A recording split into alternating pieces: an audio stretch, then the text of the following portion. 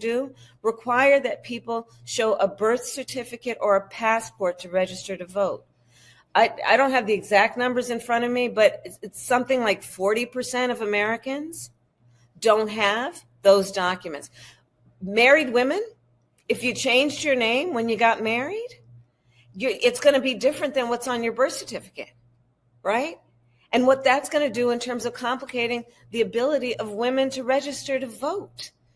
And so this is happening in real time to suppress and obstruct the ability of people to vote. And then my concern, frankly, Aaron, is that when we saw what happened in Minneapolis, I think we need to really understand that in addition to everything that was obvious about it, it might have been basically a demonstration and a beta testing of militarizing the streets of America to intimidate people against voting and using federal officials to intimidate people to not vote. So we got to talk about a brand new, absolutely devastating poll that just dropped from NBC regarding the Democrats' likely front runners for 2028. And if you've been paying attention to the political landscape over the past year or so, you probably know who we're talking about here. Right now, the two names that keep floating to the top of the conversation are Kamala Harris and Gavin Newsom. Those are the two figures that the media, the Democratic political machine, and frankly, a lot of the establishment seem to be positioning as the next big contenders for the presidency once 2028 rolls around. But here's the thing that makes the situation so interesting and frankly so embarrassing for the Democrats, because the early numbers we are seeing are not exactly confidence inspiring for either one of them. Now, let's start with Gavin Newsom, because at this point, I don't even think there's any real debate about what he's doing. Gavin Newsom is running for president. He hasn't formally stood on a stage and made the big announcement yet. But come on, everybody can see what's happening here. The guy is basically campaigning already. In many ways, it looks like he has all but abandoned his responsibilities as the governor of California, so he could start building his national political profile. And he's flying around the country doing interviews on national media, jumping into debates with conservative governors, appearing on podcasts, and constantly positioning himself as the leading voice of the modern Democratic Party. And that's not something you do if you're just casually thinking about the future. That's something you do when you are clearly preparing to run for president. And honestly, this has been building for a while. Gavin Newsom has spent years trying to brand himself as the progressive counterweight to conservative leadership in states like Florida and Texas. Every time there's a national political debate, whether it's about gun control, immigration, climate policy, or economic regulation, Newsom finds a way to insert himself into the conversation. He clearly sees himself as the guy who can step onto the national stage and lead the Democratic Party into the next era. The problem for him is that while he's trying to sell this image of California as the model for the rest of the country, millions of Americans are looking at California and asking a very simple question. Why would we want the rest of America to look like that? You got skyrocketing cost of living, people fleeing the state in massive numbers, businesses relocating to other states, crime concerns in major cities, and a housing crisis that has been years in the making. So when Newsom goes out there and starts positioning himself as the future of the Democratic Party, a lot of voters, especially outside of California, are understandably skeptical. But despite all of that, he's still moving forward like someone who fully intends to run in 2028. And again, he hasn't officially declared it yet, but his actions make it pretty obvious. And he's building national recognition, testing messaging, and essentially laying the groundwork for what looks like an inevitable presidential campaign. Now, on the other side of this conversation, you got Kamala Harris. And Kamala's situation is a little bit different. Technically speaking, she hasn't said that she's running for president yet in 2028. In fact, if you listen to what she says publicly, she'll tell you that she hasn't made a decision yet. And I want you guys to check that out right about now. Will you run again? I haven't decided. You're still thinking about it. I might. Mm-hmm. Yeah. That's what I've been saying. That's what I closed the book and I'm like, oh, she wants to. She's just thinking about it. If that was my impression. I don't know if that's what you intended, but that was my impression. No, the book is about a specific period in time. There was no agenda beyond what we've discussed already, which is just sharing with people, the reality of the experience, and hopefully And she'll say something along the lines of, I'm focused on serving the American people right now, or we're not thinking about future elections at this moment. You know, the standard political language that politicians use when they don't want to admit they're clearly positioning themselves for a campaign. But if you watch what she's actually doing, it's pretty obvious that she's at least keeping the door wide open. And she's making public appearances, she's giving speeches, she's weighing in on national political issues, and she's doing just enough to keep her name in the conversation as one of the potential leaders of the Democratic Party moving forward. It's almost like she's running a low key pre campaign. She's out there testing the waters, seeing how people respond to her messaging, and trying to figure out whether the political environment will actually support another run for the White House. And that's where this NBC poll becomes so interesting, because when you look at how voters honestly um, see these two, right? You see and reacting to these two figures, these two people who are widely considered to be the Democratic Party's next big options. The numbers tell a different story that Democrats probably don't want to hear right now. And the data suggests that there are some very serious problems when it comes to enthusiasm, trust, and overall support for these potential candidates. In other words, the people that the Democratic establishment seems to be lining up as their future leaders might not be nearly as popular with voters as they think they are. And that's a huge problem for a political party that's trying to position itself as the dominant force in American politics moving forward. Because if your two most visible potential candidates are already struggling in the polls years before the election even happens, that tells you something about the deeper issues inside the party. And it suggests there might be a disconnect between what the Democratic leadership wants and what voters actually feel about these individuals. And when we break down the actual numbers from this NBC poll, you're going to see exactly why Democrats should be very, very concerned about what this means for 2028. So we're going to take a look at what the poll actually says, what it reveals about Kamala Harris and Gavin Newsom, and why these numbers could signal a much bigger problem for the Democratic Party headed into the next presidential cycle. Hit the like button, share the video, subscribe to the channel, and check this out. Kamala Harris is at -17, Gavin Newsom -18, AOC comparatively popular at -11. It's compared with -11 for JD Vance and -7 for Marco Rubio. Kamala Harris, by the way, is reportedly undecided on whether she's running for president again, but she's definitely keeping her options open. A long profile of her in Politico notes that Harris is taking some steps toward a run, but still won't commit either way. Meanwhile, the desire for Kamala is practically non-existent with the Democratic base. No one is demanding that she be foisted on them again, and her most recent foray into politics was a last-minute endorsement of Jasmine Crockett in the Texas Senate primary. Crockett was decisively beaten by James Tallarico, who is now the Dem nominee. Not a winning tactic for poor Kamala Harris. But even so, Harris got a favorable shout-out from a potential 2028 rival, Gavin Newsom, who wrote on X, "This wouldn't have happened under her watch," her referring to Kamala Harris, and presumably he's talking about the Iran war. And look, it's true that Harris indicated she would have opposed this sort of action, even though the Trump campaign, particularly JD Vance, implied it would be Harris, not Trump, who would take the nation to war with Iran. So much for that. Polls like this one from NBC show that no matter how many questionable policies the Trump administration pursues, no matter how many openings they create for Dems by, let's say, hugely increasing the price of gas, the Democratic Party remains toxically unpopular. Americans don't love everything Trump does, really don't, but they're really, really not sure they can trust the Dems to govern ever again.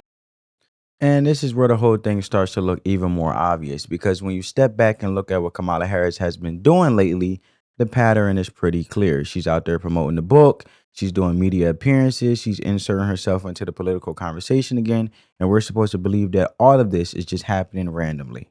Come on, nobody buys that. Politicians do not suddenly start going on publicity tours, pushing books, and making themselves visible on the national stage unless they're trying to stay politically relevant. That's the whole point. The agenda here is not subtle. The reason you push a book, the reason you go on these interviews, the reason you start showing up in political discussions again is because you want people to keep seeing your name, keep hearing your voice, and keep thinking about you as a potential candidate. And that's how these things work in modern politics. It's a soft launch for a campaign. It's a way to keep the option open for 2028 without officially saying the words yet. And when Kamala Harris goes out there and acts like she hasn't decided whether she's going to run again, and that's where the whole thing starts to feel incredibly disingenuous, because politicians love to pretend the public is naive. They love to act like people can't see the strategy unfolding right in front of them. But voters are not stupid. People understand how political branding works. They understand how national campaigns are built years in advance. If you're constantly putting yourself in the spotlight,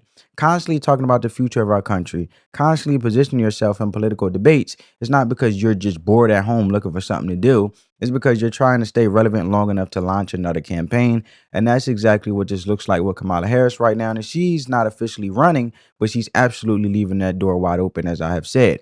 And the reality is, if we're being honest about her political track record, it raises a very obvious question about whether that would be even a good idea for her. Because if you look at Kamala Harris's political career objectively, it's hard to argue that she hasn't already exceeded expectations in terms of how far she's managed to go in national politics. She went from being a state level politician to becoming vice president of the United States. That's not a small accomplishment. That's about as high as you can climb in American politics without actually winning a presidency. But at some point, you also have to look at the political reality of how voters have responded to her when she's already tried to run for the top job. When Kamala Harris ran for president back in 2020, the Democratic primary voters rejected her campaign pretty quickly. In fact, she dropped out before a single vote was cast because the support just wasn't there.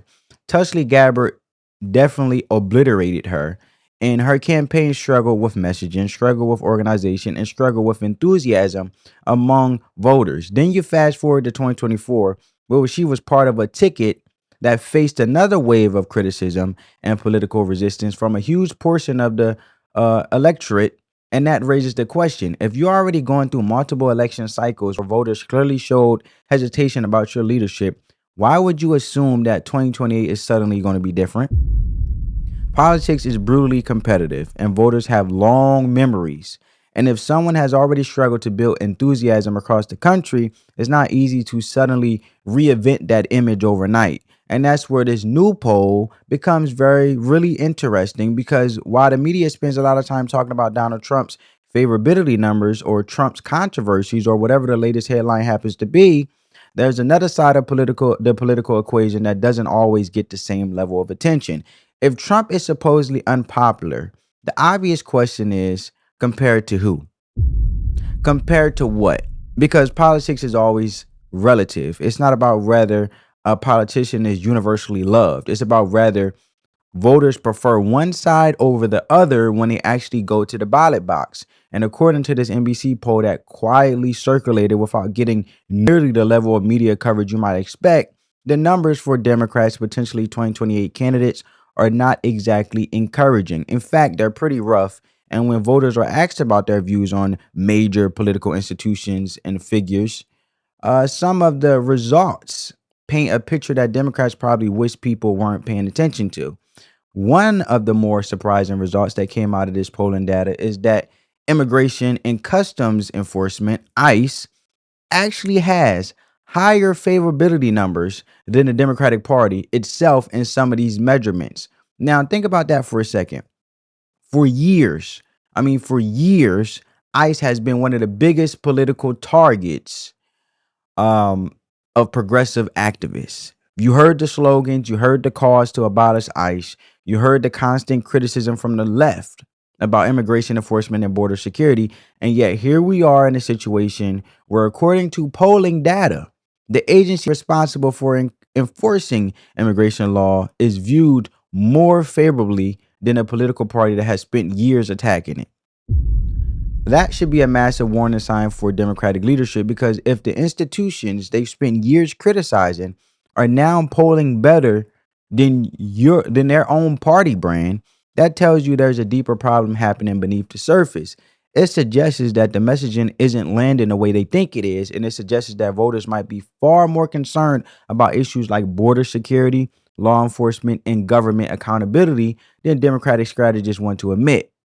And if that trend continues, which I pray it does, it could create a very difficult environment for candidates like Kamala Harris or Gavin Newsom, who are trying to position themselves as the future of the party, because border security and law enforcement and government accountability is important. It definitely determines the direction of our country, and we want to go in the right way and continue to thrive as a country, especially the United States of America. So while the media may not want to keep the spotlight focused on attacking Trump, so while the media may want to, sorry, family, while the media may want to keep the spotlight focused on attacking Trump every day, the bigger political story might actually be what's happening on the other side of the aisle. Because if the Democratic Party's leading potential candidates are already struggling with public perception years before the election even happens, that's not just a small political hiccup. That's a structural problem for a party that's trying to convince the country it has the leadership and ideas to move America forward. And when you start looking deeper at the constitutional debates, the policy fights, and the direction the party has been pushing the country on issues like gun rights, immigration, and federal power, it becomes even clearer why these numbers might be heading in the direction they are signaling a preference for a Democratic-controlled Congress in 2026. But when it comes to voters' feelings about the Democratic Party overall, the only thing more unpopular in our poll, Congresswoman, was Iran. Does the party have a brand problem, and how do you address it? Well, I think I think all of us are opposed to this war. I think that what we know is that the majority of Americans don't agree with a regime change war for oil in Iran. Our communities are tired of endless wars. Our communities want Congress to focus on the issues of the day, and that is affordability, accountability, and defending democracy. And that's what our party should concentrate on. I believe that's what you'll see. And that right there is the reality that Democrats are dealing with right now, whether they want to admit it or not. For as much as they want to spend every waking moment talking about Trump bad or Orange Man bad, Trump is a threat to democracy, Trump is Hitler, or whatever the outrage of the day happens to be, the uncomfortable truth for them is that a lot of things they constantly rage about are actually more popular than the Democratic Party itself. Think about how embarrassing that really is for a moment. Donald Trump, who has been attacked by the media and political establishment nonstop for nearly a decade now, still manages to poll competitively. Immigration enforcement agencies like ICE, which Democrats and progressive activists have spent years demonizing, still have stronger favorability numbers than the Democratic Party brand in certain polls. And when the things you spend all your time attacking are actually viewed, as you guys can see right here, are actually viewed more favorably than your own party, that is a massive political problem. And honestly, it's hard to overstate just how bad that should make Democrats feel politically, because if we're being completely honest about the modern political landscape in America, Democrats have an enormous built-in advantage when it comes to shaping the narrative. The mainstream liberal media environment in this country leans overwhelmingly to the left, and that's not some wild conspiracy theory. That's something that has been documented over and over again. Most major newsrooms, most entertainment media, most cultural institutions, and a large portion of academia lean heavily toward progressive politics. And when you turn on most television networks, when you read most national newspapers, and when you look at the messaging coming out of Hollywood or major universities, the ideological tilt is pretty obvious. So imagine having all of that institutional support behind you.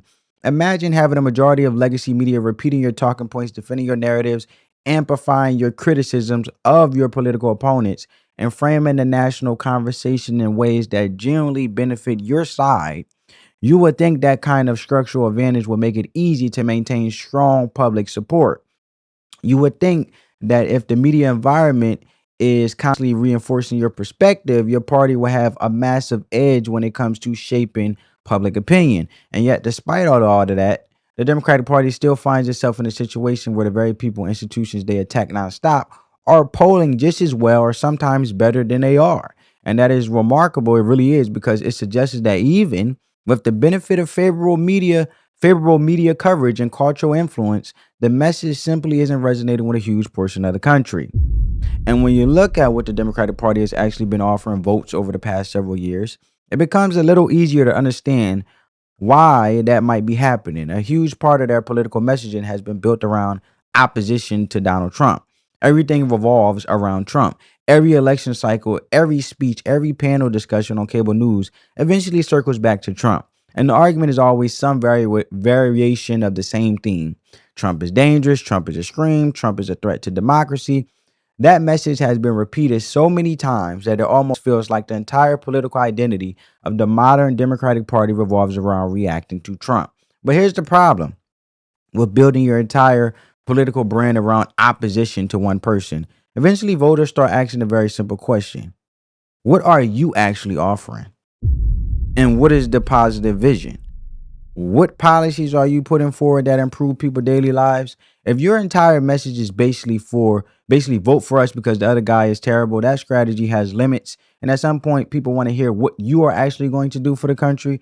And when critics look at the Democratic platform right now, a lot of them see two major themes dominating the conversation. The first is what many conservatives describe as Trump derangement syndrome, where the entire political narrative is centered around attacking Trump personally rather than presenting a clear alternative agenda. And the second is a set of policies that critics argue prioritize issues like illegal immigration in ways that don't align with the concerns of many American voters. Rather it debates about border enforcement, sanctuary policies, or federal immigration authority. These issues have become major flashpoints in national politics. Now, supporters of the Democratic Party obviously see these issues very differently. They argue that the policies are about humanitarian responsibility, immigration reform, and protecting democratic institutions. But the polling data, as you see on the screen, suggests that the messaging isn't necessarily landing the way the party leaders might hope. And when voters feel like their concerns about border security, economic stability, or public safety aren't being addressed, they start looking elsewhere for leadership. And that brings us to the clip we're about to look at, because as you guys been seeing in this clip, as we continue to dive into it, you start to see even some voices inside the Democratic media ecosystem are starting to acknowledge that the party has a branding problem. And when a major network, as you can see what we're covering right now in the clip, like NBC, starts openly discussing the Democratic Party's image issues, that's usually a sign that the concern is becoming too big to ignore. In this case, NBC's Christian Walker is actually confronting a Democratic guest about the party's struggles with public perception and messaging, and she's essentially asking a question that a lot of voters already been asking. Why is the Democratic Party struggling to connect with the public right now? And that's exactly why I wanted to react to this, because the way Democrats answer the question tells you a lot about whether they actually understand the problem they're facing. Are they willing to acknowledge that voters might disagree with their policies? Are they willing to reconsider the direction they've been moving on issues like immigration, law enforcement, and constitutional rights?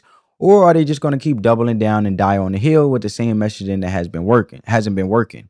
So with that in mind, I want to keep looking at the exchange and break down what's being said here, because it reveals a lot about the Democratic Party and where they currently stand and where it might be heading as we get closer to that 2028 presidential race.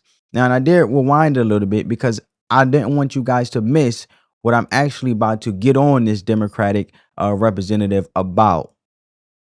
Our communities want Congress to focus on the issues of the day, and that is affordability, accountability. I'm going to stop her there, right? Because she talks about affordability. And when you really look at what she's saying when it comes to affordability, and that's the major problem Democrats have, that really exposes when you start thinking about the bigger picture. What exactly is their message to the American people right now when it comes to affordability? Because affordability is one of the biggest issues voters care about.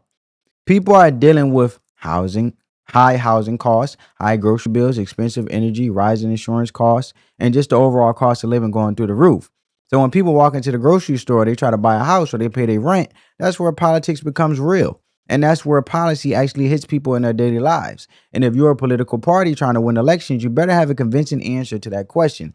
And the problem for Democrats is that their track record on affordability doesn't actually inspire confidence. Because when voters hear what Democrats typically propose, it usually involves higher taxes, more government spending, and more regulations. And historically speaking, when government spending explodes, you often end up with inflationary pressure. And I'll say, in my opinion, and let me know down in the comments, Joe Biden has left Donald Trump with a huge inflation bomb because they juiced the numbers and made the job outcome to make it like they did have jobs that wasn't really there. So they made it on paper look good, but there wasn't really jobs to justify it looking good. So the economy wasn't really good. And they spend so much money sending it to other countries because the more the government spend, the more it causes inflation. Right. So they left Trump with a huge inflation bomb. Always at the end of their term, the Democrats have this habit of huge spending with an inflation bomb left for the next party. And then they like to play the blame game and say it's Trump. But I'm going to hold Democrats accountable because when regulations pile up on businesses, the cost of compliance goes up. And those costs get passed down to consumers. And that means higher prices, and that means higher rents, and that means higher energy costs. So when Democrats try to present themselves as the party that's going to make life more affordable for the average American, a lot of voters look at the policy history and say, wait a minute, this ain't adding up. And it becomes even harder to sell that message that this woman is selling with her wig on her head, because when the states that are run almost entirely by Democrats are also some of the most expensive places in the entire country to live, look at states like California and New York. These are the flagship examples of modern democratic governance. And these are the places that Democratic politicians constantly point to as models for their policies. But they also happen to be some of the least affordable states in America. Housing prices are astronomical. Taxes are extremely high and regulations are extensive. So the cost of doing business is high, and that ultimately trickles down to the cost of living for ordinary people. So if your political pitch to the country is that you're going to make life more affordable, but the places where your policies are already fully implemented, as a case study in this case for us, the voters, are the most unaffordable places in the country, that's pretty a tough argument to make. And voters can see the contradiction because we're not stupid. They can look at the data. They can look at where people are moving and where people are leaving. And that reality makes it very difficult for Democrats to run a convincing campaign centered around affordability. Then you hear Democrats talk about accountability and protecting democracy, right? Then that messaging runs into a similar credibility problem because a lot of voters simply don't believe that Democrats are serious about accountability when it comes to government power. Whether you're talking about bureaucratic overreach, selective enforcement of laws, or the expanding role of federal agencies, many Americans feel like accountability in Washington has been disappearing rather than improving. And when politicians talk about defending democracy while also supporting policies that expand centralized authority in Washington, people start to question what that rhetoric actually means. And that's why I remain very skeptical of the idea that Democrats taking back the House will suddenly produce some wave of positive change for the country. I just don't see the policy vision there. And when you strip away all the rhetoric, a huge portion of the Democratic political strategy still seems to revolve around one thing: opposition to Trump. And that's the central driving force, I should say. The central driving force behind a lot of their voter mobilization. It's not necessarily excitement about Democratic policies.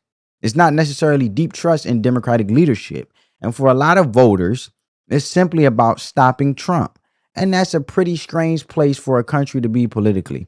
Because what it means is that a lot of people are voting not for a party they genuinely believe in, but against a person they strongly dislike. And you have voters who openly admit they are not enthusiastic about Democratic leadership. They are not particularly impressed with Democratic policies, but they are still willing to support those candidates because their opposition to Trump is so intense. That level of political polarization is something we haven't really seen in American politics on this scale before. But even with all of that, despite the nonstop negative media coverage, despite the constant attacks, despite the endless political narrative surrounding Trump, the numbers we're looking at, as they still show something very interesting. Trump himself still polls more favorably than the Democrat Party. And that's the part that really jumps out from this data. Because if Democrats truly had a strong, compelling message that resonated with the country, you would expect their party brand to be performing much better than this. And yet, the narrative we keep hearing from the media is that Democrats are posed to do extremely well in upcoming elections, especially the midterms. Maybe that happens. Midterm elections can be tough for the party that currently hold power. But that's why you got to get out and vote to keep making sure things go in the right direction. I'm encouraging for the midterms. And historically, that's just how the cycle tends to work. But it don't have to work that way if you decide to make your voice be heard and vote. But the party out of power gets energized. Their voters turn out and they try to rebalance things in Congress. And that pattern has repeated itself many times throughout American political history. But even understanding that dynamic, I am still very skeptical of the broader narrative that Democrats are suddenly in a strong position politically. Because when you look at the popularity of the individuals who are supposed to lead their party moving forward, Kamala Harris and Gavin Newsom, the numbers simply aren't impressive. In fact, they're weaker than many of the Republican figures who could potentially run in 2028. And remember, those Republican figures are operating in a media environment that is overwhelmingly hostile towards them. So despite the constant negative coverage aimed at Trump and his allies, despite the media narratives, despite the cultural institutions that generally lean left, Democrats are still struggling to maintain strong favorability with the public. And that tells you something important about how voters are evaluating the political landscape right now.